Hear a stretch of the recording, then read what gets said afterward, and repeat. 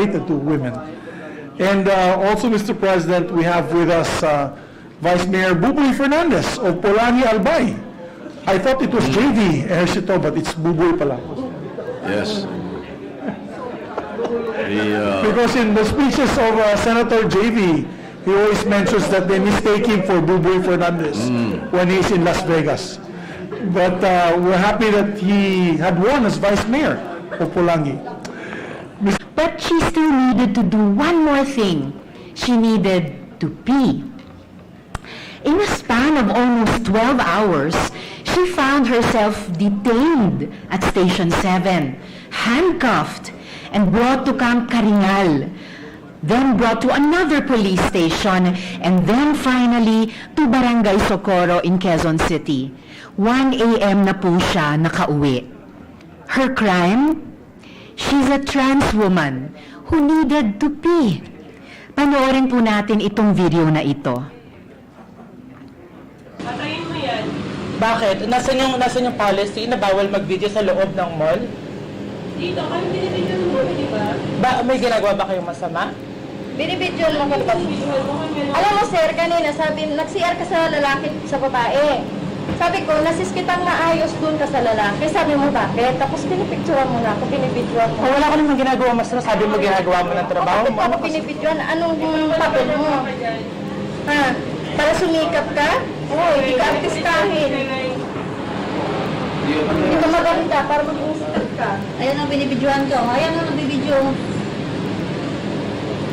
Sinain ko yan. Ayan o, hinampas ako. Kitang-kita. Sabi ko sa'yo, patayin mo yung video mo. Para bidyoan mo pa. Ayun. Nasis kitang naayos eh. Trabaho kami maayos, bibidyoan mo kami. Ipapatuloy mo yung pag-tulog.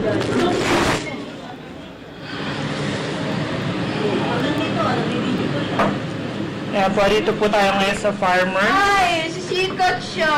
Ang ganda niya. Ayan po, 3 beses, kita niyo po sa live video, 3 beses po niya ako tinampal.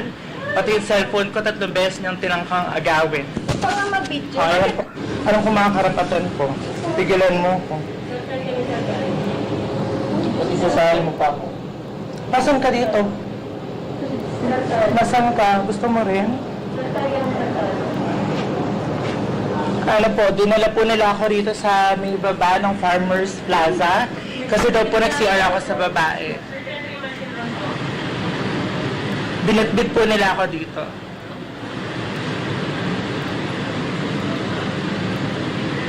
Tapos 3 beses din ang kaagawin yung cellphone ko.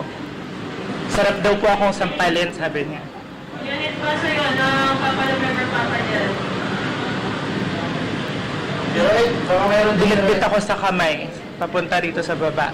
Kasi nag-CR daw ako sa babae.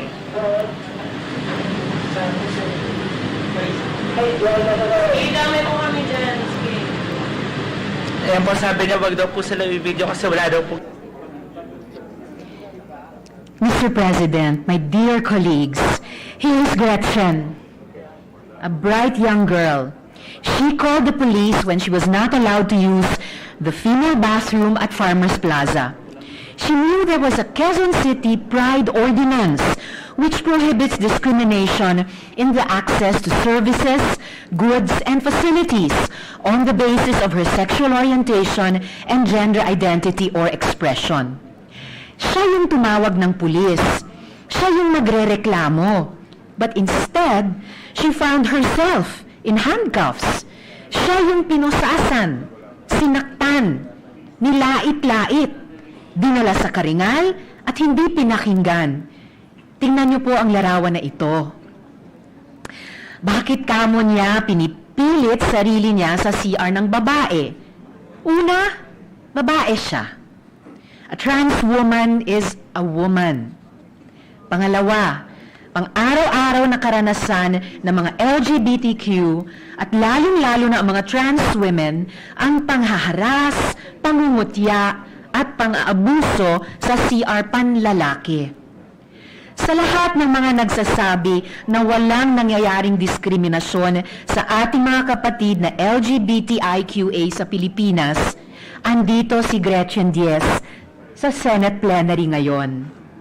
Sabihan natin siya ng ganyan. At sa marami pang kapatid, kaibigan, anak na hindi nakatatanggap ng kaukulang, respeto at proteksyon mula sa kanilang kapwa, sa mga establishmento, ahensya ng gobyerno at mga mambabatas din katulad natin. What this underscores, Mr. President, is that there is grave and urgent need for a SOGI equality bill.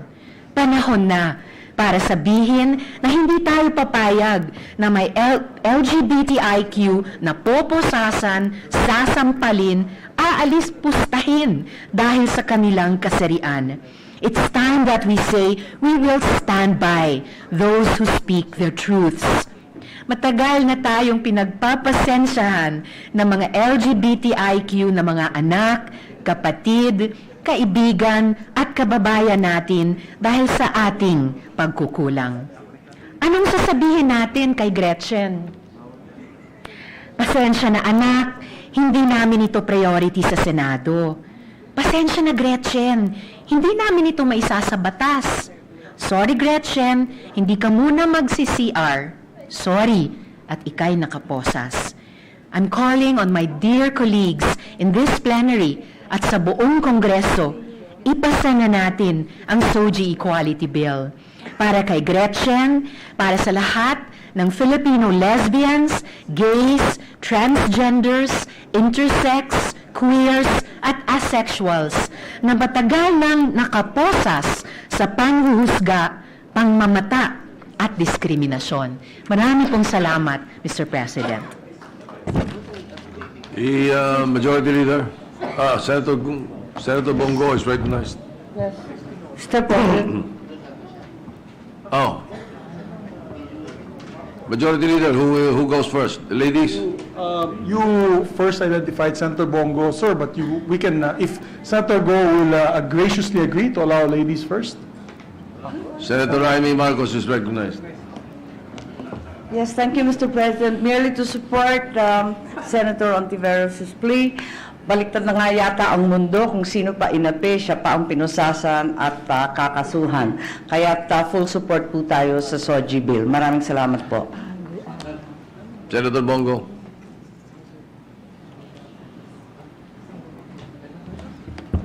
Just want to make a manifestation. Mr. President, I would like to manifest my support for the Sexual Orientation and Gender Identity and Expression Bill, SOGI Bill. Nilapitan po ako ni Congresswoman Geraldine Roman months before upang humingi ng tulong upang maipasa ang bill na ito.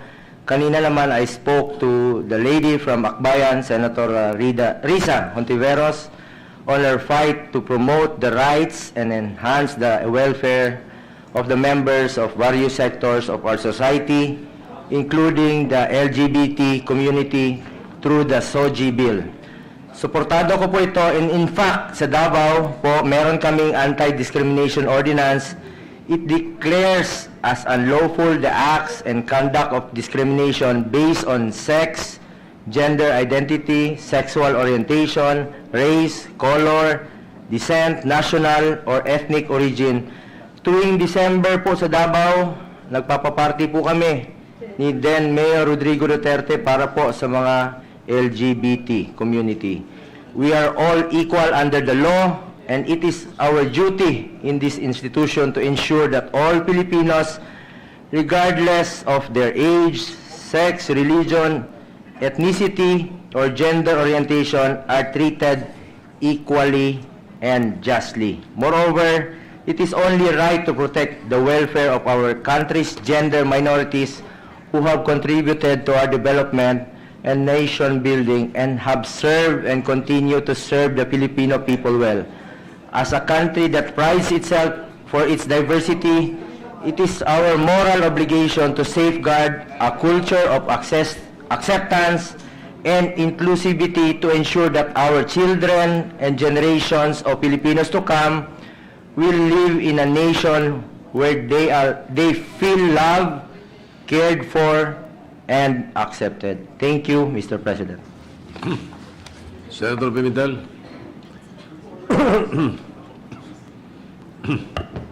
With With the permission of Senator Hontiveros, just maybe one clarificatory question to better understand what happened or what is the issue. Certainly, Mr. President. The good senator, Mr. President, used the term trans woman. May we know what exactly that is? In the LGBTIQA+ community, Mr. President, not just here in the Philippines but all over the world, the definition of a trans woman is an individual who, though she may have been born with male sex characteristics, but because she identifies as a woman and expresses herself as a woman, is a woman, Mr. President. So, scientifically, the sexual organ is still male. The sexual organs may still be male, but the identification of the individual and the direction or the orientation of her love or romantic or sexual attraction may be that of, say, a straight woman. But again, there are permutations. The basic principle here, Mr. President, the common element sa lahat po ng SOGI, lahat ng klase ng sexual orientation, gender identity, and expression ng mga individual ay these are their or our, kasi bawat isa sa atin ay may SOGI. Ito yung ating gender identity at ito rin ang ating sexual orientation, Mr. President. Thank you for that clarification. I have not read the case. You also mentioned, the Senator Hontiveros also mentioned the Quezon City Ordinance. I have not read it, but does it cover such a situation where a trans woman, is that different from a transgender? Thank you for the question, Mr. President. Baka po ang tinatanong ng good gentleman from Cagayan de Oro ay the difference between transgender and transsexual. Dahil po may mga kababayan tayo who may have been born with the sex characteristics of a particular sex but identify and express as another gender or another sex. Kapag po meron silang physical procedure na pinagawa sa katawan nila, then some of them may say they are transsexual. But even without these, they used to be called sex change operations, a person may identify herself because she is transgender as a trans woman. So with or without the physical operation, Mr. So President. the person involved here, Mr. President, in this incident is a trans woman because he or she, how do you call it? She is a transgender, but not a transsexual. I don't know if she's a transsexual, Mr. President, but she identifies herself as transgender. And it's in that way that I embrace her as my fellow woman, Mr. President. If a person has not undergone a sex change operation, then that person is not a transsexual.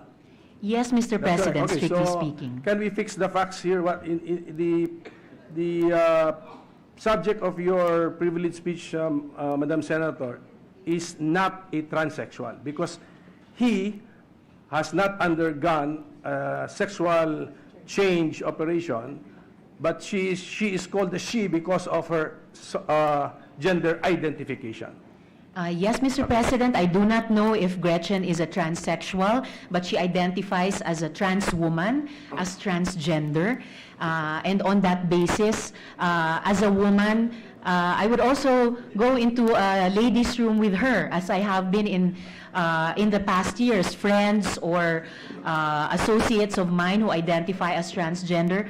We have nang walang nagmomolestya sa amin, we have gone into ladies' bathrooms together. Even better, Mr. President, into so-called gender-neutral bathrooms, which I remember in an interpellation in the previous Congress, there was a wonderful idea from the good Senate President himself about the possibility of converting our bathrooms here at the Senate into gender-neutral bathrooms. And I recall I welcomed that idea wholeheartedly, saying maybe we could try it. For example, just for starters, the bathroom here on the second floor. Dahil yon sa ating ganitong mga plenaryo at committee hearings, ang pinaka madalas dalawin ng pinakamarami sa mga constituents natin na iba't iba rin po ang SOGI.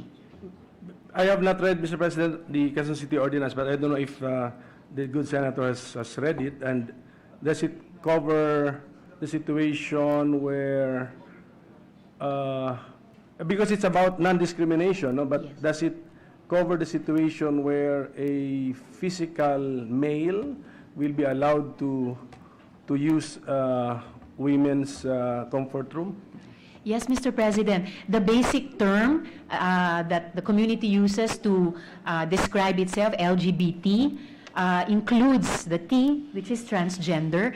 Ganon din po yung diwa at laman ng Quezon City Anti-Discrimination Ordinance, like at least 3 other cities na meron ng ADO or Anti-Discrimination Ordinance, and like at least 2 other cities na work in progress kasalukuyan yung kanilang ADO. And as a basic provision includes non-discriminatory access sa lahat ng individual, anuman ang SOGI natin, sa mga facilities tulad ng restrooms or comfort rooms, Mr. President. If we assume that there is no such Quezon City ordinance, if a male enters a comfort room for female, what is the violation? Is there anything violated? Is there anything violated? Well, I hear the good Senator from Cavite, Senator Lacson, saying anti-voyeurism. So indeed, in different situations or incidents, baka iba-iba pong mga batas ang nalalabag sa iba't ibang hindi dapat na mga gawain natin. But what I am enjoining with all my heart, the dear colleagues here in the Senate, ay nasa pamamagitan ng isa pang batas, yung anti-discrimination, or more positively, yung SOGI Equality Bill, na bigyan natin ng force of law yung karapatan enshrined sa mga human rights instruments enshrined sa Philippine Constitution, yung karapatan ng bawat mamamayang Pilipino na magkaroon ng access sa ganitong mga comfort or rest facilities na walang diskriminasyon batay sa SOGI, Mr. President. Kasi ang nakita ko, Mr. President, na situation is nagreklamo si Gretchen kasi hindi siya pinagamit ng banyo ng pambabae. Now, Gretchen has a female's name, dresses up like a female, so, but still, the person who prevented her from using that comfort room probably did not believe that she's a female from her looks. How did she know? Exactly, Mr. President. How did she know? Kaya that's why ang question ko, if with this SOGI bill, does a person need to look something or some way before he or she can be allowed to use another gender CR? Because so so if we pass the SOGI bill, kasi we're just the incident involves just use of comfort room, a male who looks like a male, but in his mind he identifies like a female, can he now use the women's CR? And if he is prevented, there's violation of the law. Mr. President, sa pag-unawa po sa yung diwa na nasa likod ng SOGI Equality Bill, it may be possible na an individual pinanganak na may male sex characteristics, maaring sa first impression natin sa pagmumukha niya or yung pangangatawan niya ay male or straight male. Pero sa buong spectrum ng human sexuality, sa buong spectrum ng SOGI ng tao, ay iba yung gender identity niya. And usually, our gender identity conforms with our sexual orientation and our gender expression as well. Alam ko dahil yung rainbow ay maraming hindi lamang kulay pero maraming shades, ay kapag ka, if and when, and I would like to hope when we pass the SOGI Equality Bill, pwedeng sa implementing rules and regulations, magpo-provide tayo ng gabay. Halimbawa, sa mga nangangasiwa sa ganyang mga public facilities, kung ano yung tamang dapat pag-unawa at saka implementasyon ng batas. And I think there, Mr. President, the good gentleman from Cagayan de Oro is striking at something deeper and very important.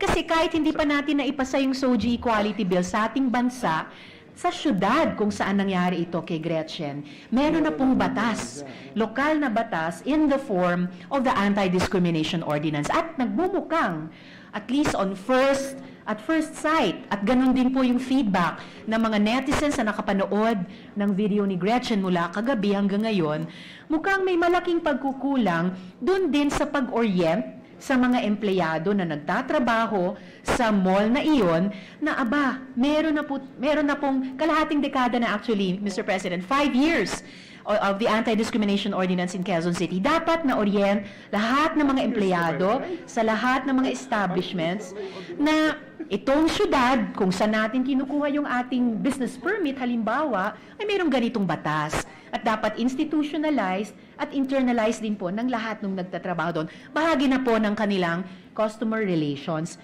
regardless of SOGI without discrimination as to the SOGI ng isang taong gagamit ng comfort room ng mall, Mr. President. With the permission of the two legislators, With the permission of the lady and the gentleman on the floor, I see a little danger here, Mr. President. What if a straight male person who simply voyeuristic, would enter a ladies' room with another intention,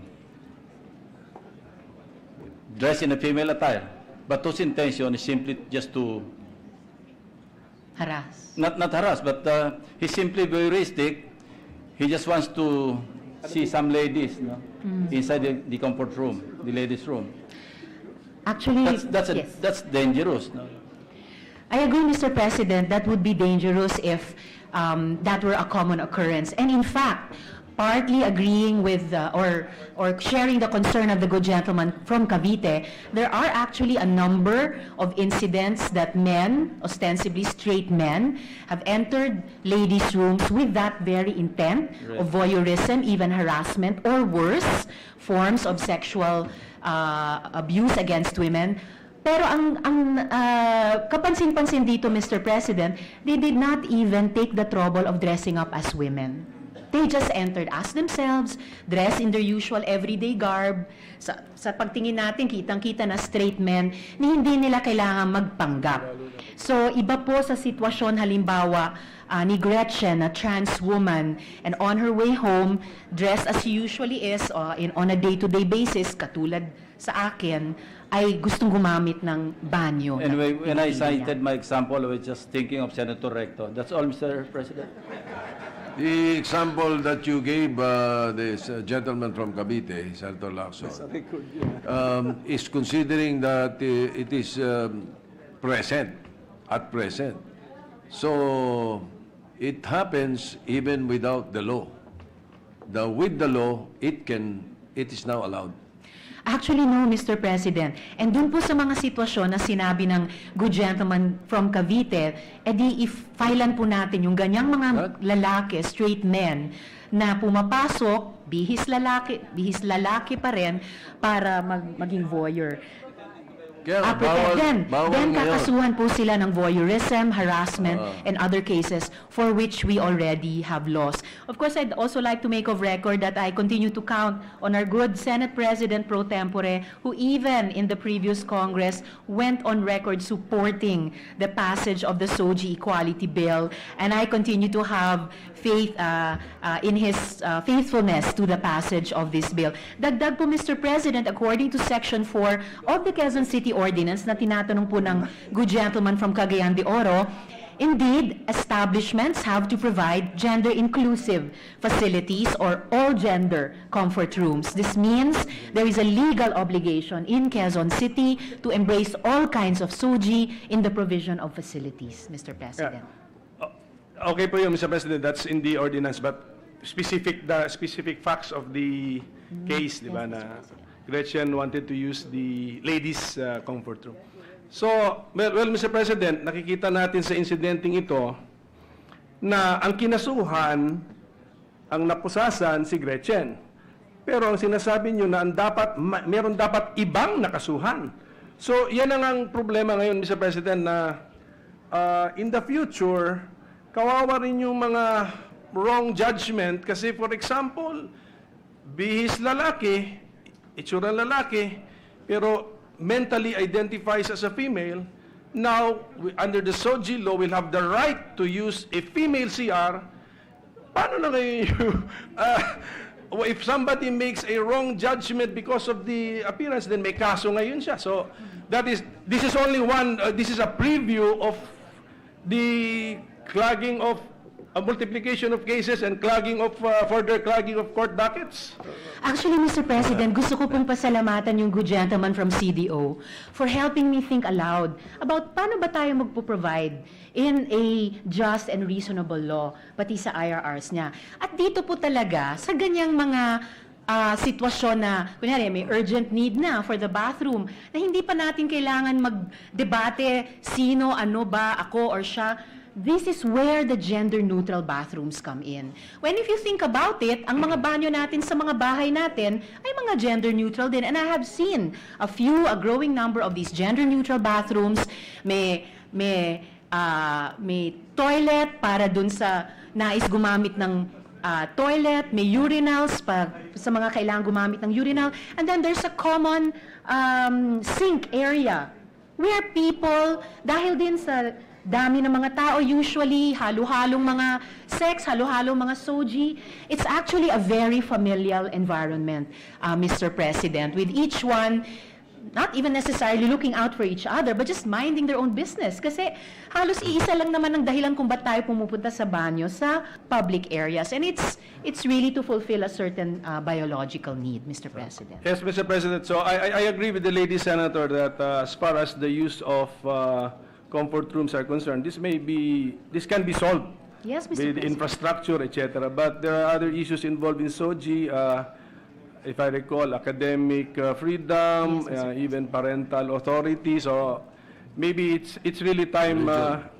It's a good time to discuss this. And this is just one minor issue, the use of CR, which comfort rooms, which can be solved. But there are other more substantive issues involved in the bill.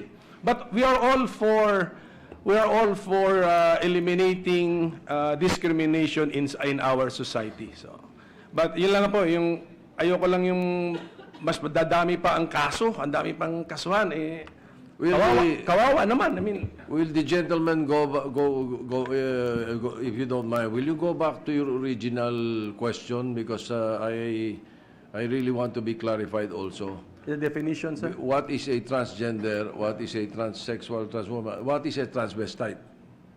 So the third one. Yes, Mr. President. The transvestite is an old term na sa karanasan po ng mga trans persons, naranasan nila na derogatory term ito, yung sarili nilang self-identification as trans persons is either trans man, trans woman, transgender, or transsexual.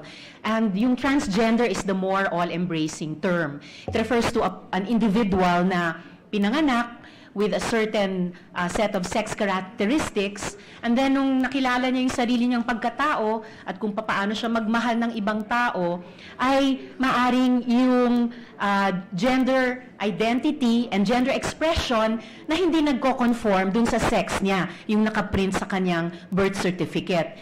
Maaring nagpasagawa siya ng mga operasyon sa sariling katawan, and if so, then some of these transgender kababayan of ours would say that they are transsexual. But even those who are not transsexual but identify and express differently, hindi nagko-conform dun sa binaries natin na male-female, they would all say they are transgender, Mr. President. Encompassing yung transgender. Mas encompassing po, Mr. Whether President. you had a sex change or not. Yes, Mr. You're President. a transgender. You may be a transgender, Mr. President. That is the term that you would want to use. That's the term po that the LGBT community teaches us, mga allies So whether nila. it is that they use. sex change or not, Yes, Mr. President. shouldn't there be a difference? Well, there is po in that difference of definition between the two terms, transsexual, transgender. So, A lahat... transsexual is someone who has had a sex change. Yes, Mr. President. So, kung si the good gentleman from CDO is the mathematician among us, transsexual may be a subset of transgender. Pero the universe of trans people, transgender. Hindi po lahat ay maaring transsexual. Senator Lapid, do you have any comments on the matter? All right. In the lounge. All right. Senator Pimentel, go ahead. So, Mr. President, since we are on the topic, just a few more questions so that we can prepare for the debates. Thank you. The term now is LGBTIQA. Plus. May plus pa? Okay. So, hihingi sana ako ng definition ng IQA, pero kung may plus pa, walang katapusan pala ito. So, is it plus, not a sign greater than sign? It's plus? Talagang umaanda na po ang math ng good gentleman from Cagayan de Oro, Mr. President. Plus po dahil sa natututunan natin about human sexuality, maraming kulay, maraming shades. So the spectrum may be forever being further and further refined habang nakikilala natin ang ating mga pagkatao. Although I would love to put again on the record, Mr. President, na yung isa sa paborito kong letter doon at definition ay yung sa Q, queer. Napag-usapan din po yata natin, good gentleman from CDO, nung interpellation, previous Congress, na ang mga queer, sabi nila, parang hindi na sila nagbabother kung paano sila magge-gender identify, hindi problema sa kanila kung ano ang gender orientation din ang iniibig nila, basta nag-iibigan sila. So one of the most beautiful things I've learned from the LGBTQ+ community ay sa mga queer, halimbawa, for the Q people, for the queers, it's all about love. And who can quarrel with love, Mr. President? This is going to be a very lengthy debate because Yes, I recall we debated that before, and when I went to a television program that I am part of, I asked Alan Kay if he is okay with the Q and the queer. He said if you call him a queer, sampalin ka raw niya. So, it depends eh. Opo. Depende sa ano eh. Hindi yun siguro Ayaw yung niya. gender Gusto identity niya, niya. tawagin mo siyang gay. Okay po, yun. That's an But example of sexual why that gender identity. lengthy letters? Why not just Homo sapiens? We're all Yes. the same. Yes, Mr. President. Totoo po. We are all Homo sapiens. We are all human beings. We are all one species. Why do Pero why do we have to segregate the gays from the lesbians, from we are... straight guys? Hindi po sana kailangang mag-segregate, Mr. President. I agree with you. Kung yung human civilization natin at mga societies natin, pati Philippine society, nag-evolve to the point na walang diskriminasyon. May equality among all, regardless of identity, regardless of expression. Kaya lang po hindi ganon ang nangyayari. And I believe that is why the community felt it necessary just in the last 20 years na lumalaban sila para sa anti-discrimination law dahil tuloy-tuloy yung pag-document nila ng diskriminasyon. And as the good gentleman from CDO said, yung nangyari po kay Gretchen, isang kaso lang po ito. For her, for the community, it may be one, but it's not minor. Kasi nagsisimbolo po talaga na may diskriminasyon pa rin sa ating bansa, na hindi pa rin pantay-pantay ang lahat sa ating lipunan. And Gretchen has again given a face, a name, a story, a life, kasi yung buong pamilya niya dumating kagabi para suportahan siya, yung marami niyang kaibigan na taga-suporta. She has given a new, a fresh wind sa laban natin para sa SOGI Equality Bill, Mr. President. So, Mr. Senator President, Pimentel. this is just a preview of the interpellation when the committee report or the bill is discussed in plenary. So, anyway, so siguro ang burden ngayon is nasa Quezon City government to give life to its ordinance. That is one, Mr. President. Investigate what happened here. Pero siyempre, ano na lang siguro, kung meron mang, kung pwede wag na parusahan yung mga nag-prevent din kay Gretchen kasi malabo pa, hindi pa rin ganun kaklaro eh. Ang mga konsepto, ano yung rules. So, let this be a learning experience for all of us. And then, Quezon City siguro, government should really focus on this incident and then provide all of the details necessary for the successful implementation and giving life to their ordinance. And I believe they're the first city to have One of the first two, Mr. So, President. Opo. so congratulations to Quezon City, but at the same time, make sure that your ordinance is properly understood and implemented. Thank you very much, Mr. President. Madam Senator, thank you. Thank you very much, good Majority. gentleman, Mr. President. Just to put on record that Quezon City Mayor Joy Belmonte already said na may violation of ordinance na nga. May violation ng batas ng Quezon City. Agyaman Act to Senator Amy, dagan salamat to Senator Bongo, o kay Senator Coco. Thank you very much, Mr. President, good majority leader. Majority Leader, Mr. President, Senator, the Blue Ribbon Committee Chair would like to weigh in the issue. Just a few questions. Senator Mr. Gordon is President. recognized. Thank you very much. Will the gentle lady yield? And I understand lady is a pejorative word nowadays. They prefer person. Is that correct? It differs from woman to woman, but woman for us is So it's fine. it's kind of getting difficult to live in our world today because we're making adjustments, right? Good, Mr. President, if the good and very kind gentleman colleague from Zambales thinks that it's getting more and more difficult to live in the world, speaking as a man, you should try living in this world as a woman. You should try living in this world as an LGBT Oh, person. Even more and more difficult, Mr. I President. wouldn't want to be a woman, especially if Frank Drilon is beside me, Your Honor. I actually enjoy being his seatmate, Mr. President. Let me just levity aside. I asked that question. I don't mean to say it's difficult, because at times you have to be politically correct. You have to be politically correct, and precisely that's what it means when you say civility. Diba? Civility is to cause to develop out of a primitive state. In other words, we've been primitive for the last several years. Diba? We have only now recently discovered that hindi naman nila pinili na maging ganun sila, na they have to live with who they are. The problem is society would not let them live for what they are. Is that correct, Your Honor? Yes, Mr. President. The good gentleman is echoing one of the philosophies of one of my favorite philosophers, Lady Gaga, that as far as Soji goes, we are born this way. That's correct. So it was not by choice that you were born that way, but it is your choice to decide whether you are going to be a transgender. Is that correct? It is your choice, each of us, not just in matters of sex and gender, but also in matters of sex and gender. It's our choice to live our truth. And for some of us, for our LGBTIQ plus sisters and brothers, it's more difficult because, as the good gentleman pointed out, our systems mitigate or militate against them. Precisely, the force of habit, if you will.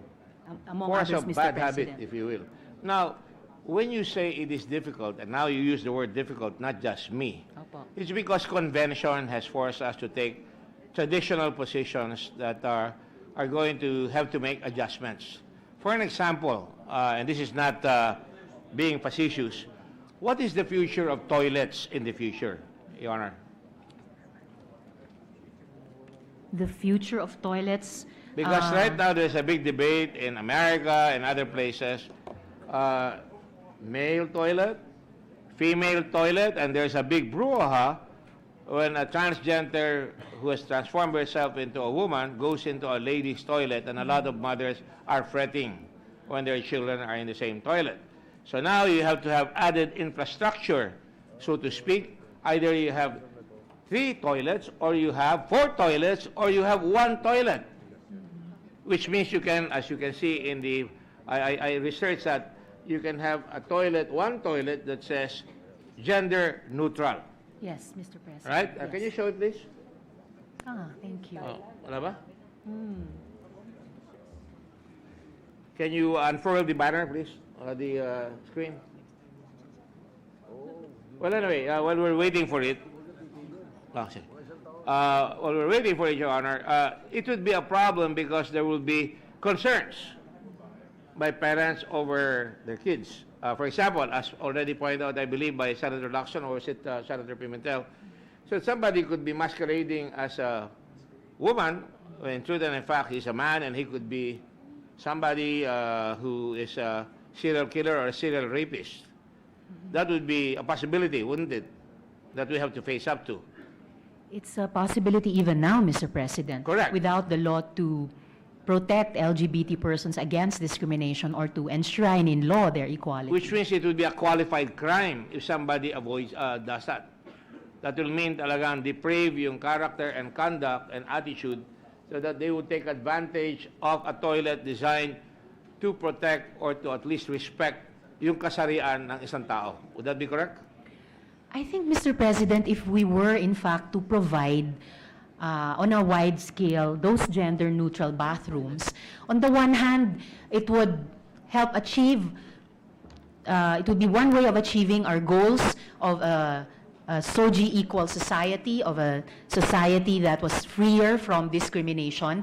The matter of public safety, of crime prevention, would remain a concern, but it will not be disabled by SOGI equality bill. It will remain a concern that we should apply ourselves to as a modern society. Mr. Definitely President. not, but I guess it's what you might call fine-tuning.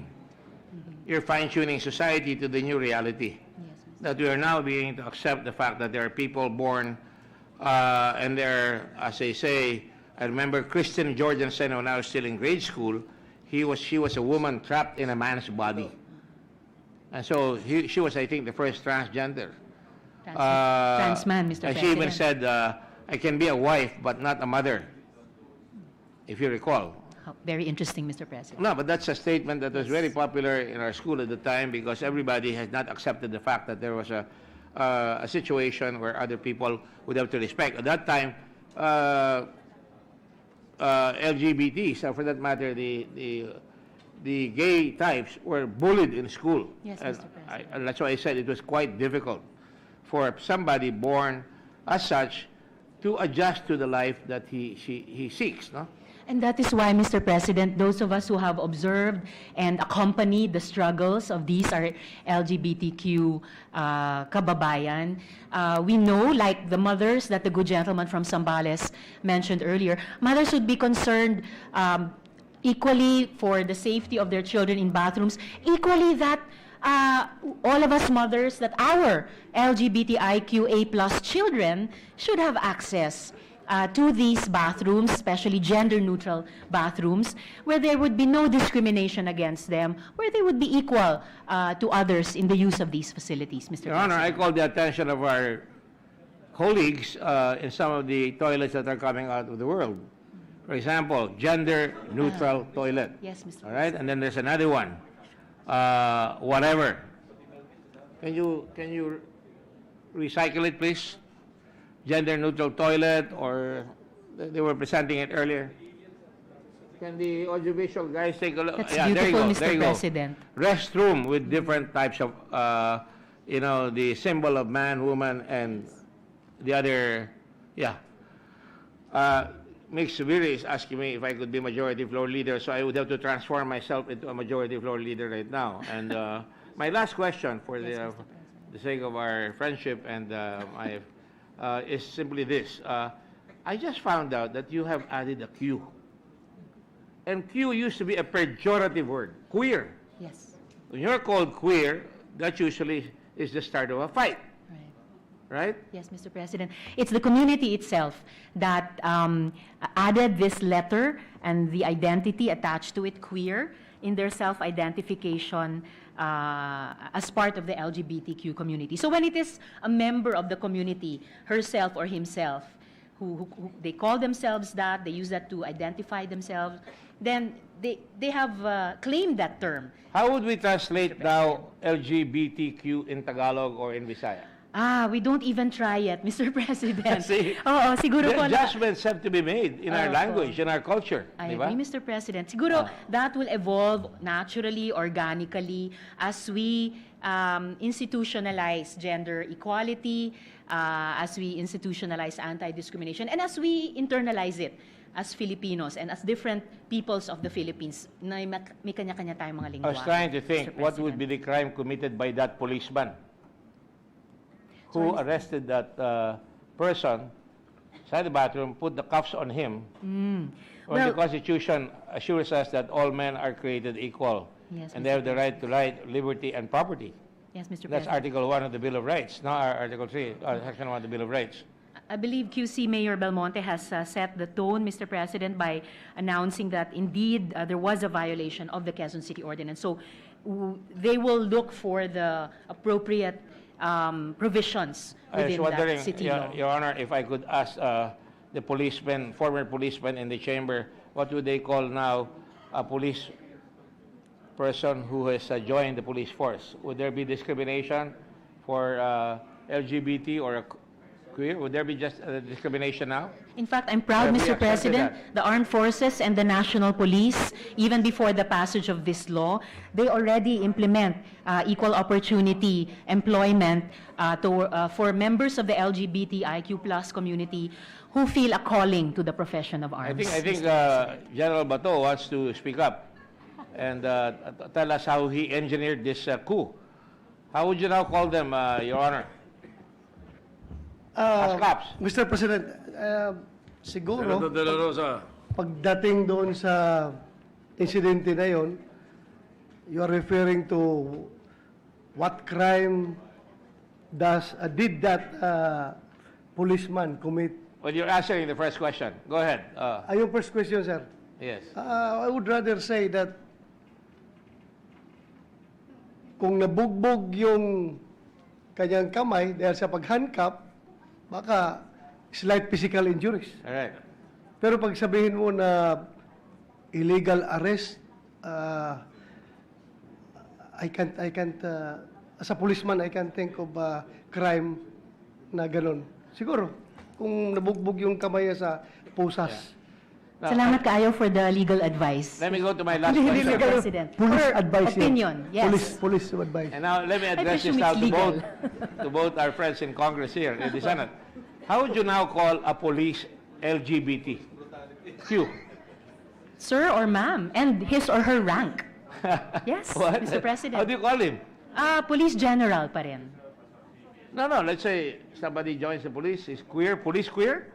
No, Mr. President. Police Napapasa ba? lang po natin nung batas championed by Senator Lacson, yung police ranks, no? Police, kunyari, police general, down to police lieutenant. So, similar military I'm talking and police about an ranks, but enlisted police. person who goes in. Yes. How do I call it? Police person or police officer. Still, policeman, policewoman, Apo. police gay, Police officer. police queer, Or police person, generality, as Senator Binay You know, is in saying. identifying somebody, you'd have to define a gender. Yes, Lalaki police siya, officer. babae siya, o gay siya na police, o kaya Q siya na police, di ba? Police so officer, Mr. these are just some of the hedgerows that we have to undertake, have to grow into. Yes, Mr. President. I'd just like to add in response to the very helpful questions of the good gentleman from Zambales that indeed queer is a redeemed word by the community. Correct. Used to be used against them, but they have claimed it.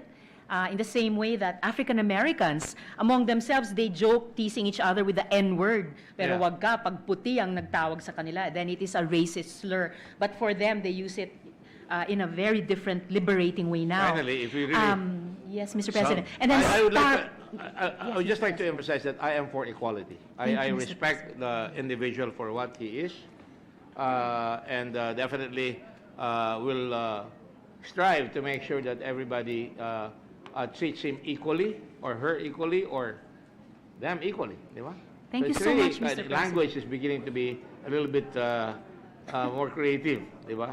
Finally, I guess that's all I wanted to say. Equality is the name of the game. Thank you so much, Mr. President. We are seriously playing the same game. Other examples po, aside from police officer that are gender neutral in terms of professions, flight attendants, seafarers, fisher folk. About bathrooms, for example, Starbucks. Meron din kasing mga customer nila who want privacy, and indeed, comfort rooms should give comfort. So these are enclosed comfort rooms that are gender neutral. And lastly, Mr. President, referring to an earlier conversation that the good gentleman from Zambales and I were having from one of my favorite authors, Arundhati Roy, the author of that beautiful God of Small Things. She wrote, "If you think political correctness is difficult, try oppression." And I know we here in the Senate, we are on the side against oppression and for human It's a liberation. very good quote. Thank you very much. Thank you Mr. so much, President. Mr. President. Salamat po. Majority Leader. Yes, Mr. President, we refer the speech of the gentlelady Senator together with the remarks of General Bato, of Senator Bato, Senator Dick Gordon, Pimentel. Senator Pimentel, and Senator Lacson. Lacson, and Senator bongo. Bonga siya. Bonga. And Senator Lapid on the side, which we will discuss further in the lounge. The lounge, yes. Mr. President. I think to he the- wants to suggest that the toilet in the lounge be gender friendly already, so we can use the toilet of the women. But you know, Mr. President, when I've had a chance to visit Europe recently with my family, Baltic cruise, the Baltic states, Norway, Finland, and other, what you call, Scandinavian countries, wala na pong gender yung banyo nila. You enter, nagugulat nga ako kasi I didn't know where to pass and I saw Basta women come in toilet lang. and men come in. It was one hallway with just several cubicles. And then, yun na, babae, lalaki, halo-halo na, sir. So, I guess that's the trend now worldwide. And I also support, and the lady senator knows this, I've supported this measure last Congress and I will support it again this Congress. Thank you so much, Majority Leader. I believe in equality and I believe also in non-discrimination, Mr. President. So with that, and I believe, Mr. President, di ba kayo kumanta ng Bongga Kaday? BST ba yun? No. Hot dogs? Yes. Hot dogs, wrong band. Mr.